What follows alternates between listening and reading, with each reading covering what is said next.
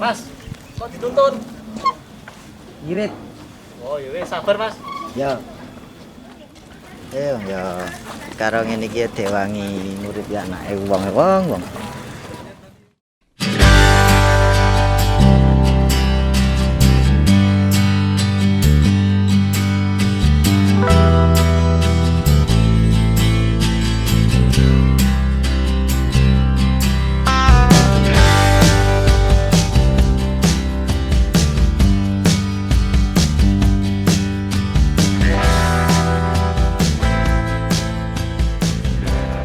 Bismillahirrahmanirrahim. Assalamualaikum warahmatullahi wabarakatuh. Selamat pagi, salam sejahtera bagi kita semua.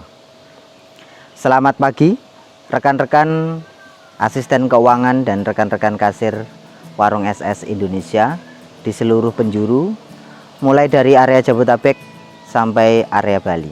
Apa kabar rekan-rekan asisten keuangan dan rekan-rekan kasir? Mudah-mudahan kita semua senantiasa diberikan kesehatan, kebahagiaan, dan keberkahan. Perkenalkan, nama saya Eko Joro.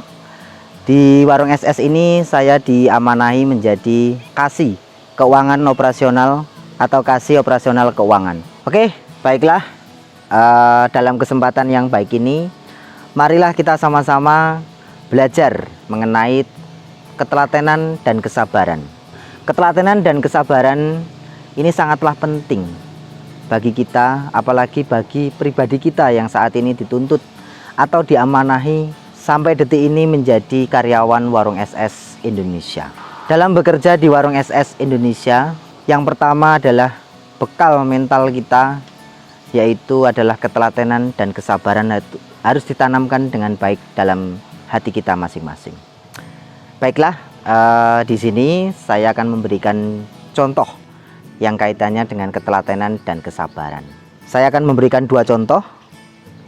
Yang pertama, contoh peran kita menjadi seorang kasir, dan yang kedua, peran kita menjadi seorang asisten keuangan. Yang pertama, bagaimana caranya kita bisa membawa sikap telaten dan sabar ketika menjadi seorang kasir. Peran kita menjadi seorang kasir. Bagaimana caranya kita mengimplementasikan sikap ketelatenan dan kesabaran ketika kita menjadi seorang kasir. Dimana ketika operasional warung itu sudah berjalan, pastinya di situ kita dituntut untuk profesional dalam bekerja. Nah, ketika kita profesional dalam bekerja, disitulah kita harus bisa membawa sikap telaten dan sabar pada saat menghadapi konsumen ataupun menghadapi rekan kerja kita yang ada di warung. Misal ketika kita menghadapi konsumen yang sedikit rewel, tanda kutip, biasanya kita terbawa arus emosi yang dibawa oleh konsumen itu sendiri. Misalnya konsumen itu sedikit rewel perihal makan yang lama, menu tidak datang, ataupun pelayanan yang sedikit tidak terpuaskan yang konsumen itu terima. Dan itu imbasnya biasanya di rekan-rekan kasir. Nah, bagaimana caranya kita dalam menghadapi hal-hal seperti itu? Berikan atau tanggapan, respon dari konsumen itu kita mendengarkan dengan baik. Yang kedua, senyumlah yang sangat indah yang teman-teman miliki.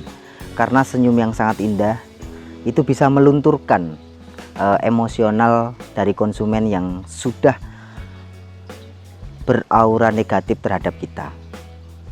Maka dari itu kita banyak-banyaklah tersenyum yang manis dan indah. Dan yang kedua, bisa kita lakukan dengan merespon dengan bahasa atau tutur kata yang baik dan benar, supaya konsumen itu tidak semakin tersinggung dan atau tidak semakin marah ataupun kecewa. Nah, maka dari itu kita bisa belajar dari setiap pengalaman-pengalaman yang ada di warung. Kenapa kita harus dituntut seperti itu di Warung SS? Karena ini menyangkut citra atau nama baik Warung SS yang kita naungi dalam bekerja di saat ini. Kenapa? Karena nanti konsumen tersebut bisa menyebarluaskan bahwa Warung SS itu tidak mempunyai layanan yang baik ketika kita merespon konsumen itu dengan sikap emosi atau sikap acuh tak acuh terhadap konsumen. Nah, dari situlah kita bisa belajar, bisa mengontrol diri, bisa membawa diri ketika kita menjadi seorang kasir.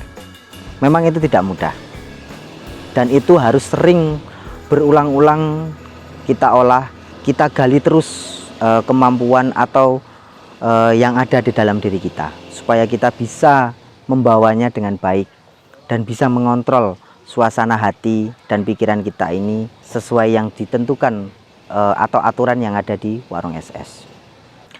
Oke, untuk contoh yang kedua, perihal peran kita menjadi seorang asisten keuangan. Asisten keuangan tugasnya pasti sangat berat dan kompleks.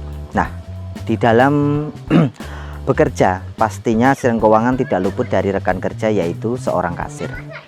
Nah, di sini seorang kasir biasanya ada yang sedikit ngeyel, susah diomongi, bandel, dan lain-lain. Nah, ketika kita mempunyai rekan kerja seperti itu, mau tidak mau, ya harus mau, karena bagaimanapun dia dipilih untuk menjadi seorang rekan kerja kita. Nah, bagaimana caranya kita menghadapi teman-teman kasir yang seperti itu? Yang pertama, ya kita selalu mengingatkan, selalu memberikan arahan, selalu membimbing. Nah, dari beberapa hal ini bisa teman-teman lakukan secara berangsur-angsur, pasti akan pulih.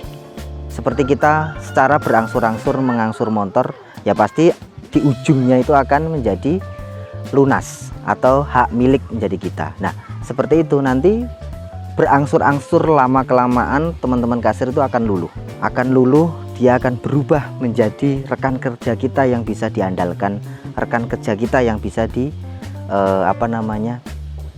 menjadi andalan kita.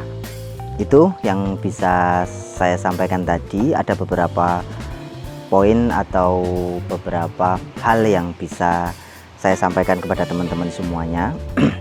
Nah, marilah dari sini kita belajar bersama-sama, mengambil makna atau memetik dari ketelatenan dan kesabaran.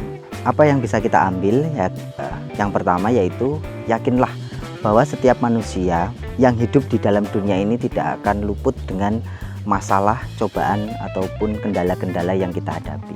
Apalagi kita di bagian keuangan itu banyak sekali, yaitu masalah ataupun kendala-kendala, baik itu masalah internal maupun masalah eksternal.